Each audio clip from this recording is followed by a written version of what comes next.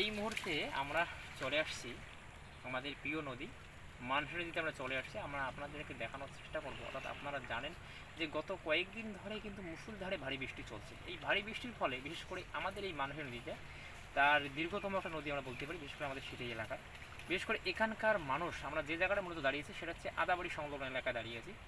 আর এই এলাকার মানুষজন প্রতিনিয়ত চিন্তে থাকেন, বিশেষ করে এই যে নৌকাটা দেখতেছেন এটা ডিঙি নৌকা বলা হয়। এই নৌকাতে তারা কিন্তু বিশেষ করে এখানকার মানুষজন তারা কিন্তু এই নদীতে কিন্তু সহজেই তারা মাছ সংগ্রহ করে এবং তারা মাছ সংগ্রহ করার মধ্যেই তারা কিন্তু জীবন জীবিকা নির্বাহ করে। কিন্তু যে হঠাৎ জল বৃদ্ধির কারণে আমরা যেটা বুঝতে পারছি বা জানতে পারছি, এখানকার মানুষ কিন্তু চিন্তায় রয়েছেন। কেননা এই হঠাৎ জল বৃদ্ধির ফলে তারা কিন্তু তাদের যে জীবন জীবিকার যে বিষয়টা জড়িয়ে রয়েছে, অর্থাৎ মাছ সংগ্রহ করার পর তারা যে মার্কেটে বিক্রি করবে, তারা কিন্তু আজকে অর্থাৎ গত কয়েকদিন ধরে কিন্তু যদি এইরকম জল থাকে তাহলে কিন্তু তারা কিন্তু মাছ সংগ্রহ করতে পারবেন না।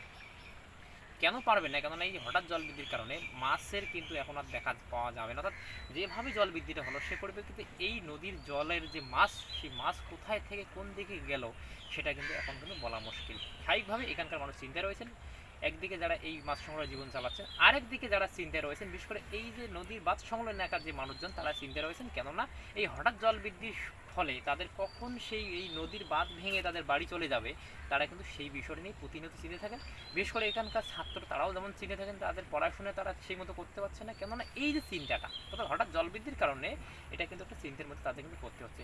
আর সব কিছু মিলেই এখানকার পরিবেশটা বেশ শান্ত, একটা সুন্দর মুহূর্ত আমরা লক্ষ্য করতে পারছি। আর আমরা ঘুরতে আসি, আর ঘুরতে এসে আমরা মানুষের অভিজ্ঞতাগুলো নিচ্ছি, তাদের জীবন জীবিকার কথা শুনতেছি, গল্প শুনতেছি, ভালো লাগতেছে। আর পরিশেষে যে কথাটি না বললে নেই, অর্থাৎ যারা ভ্রমণ পিপাসু মানুষ, যারা ভালোবাসে ঘুরতে ভালোবাসে, তারা অবশ্যই এই জলবৃদ্ধিটা নিয়ে বেশ হাসা এনজয় করতেছেন, সেলফি শ্যুট করতেছেন, ভিডিও করতেছেন।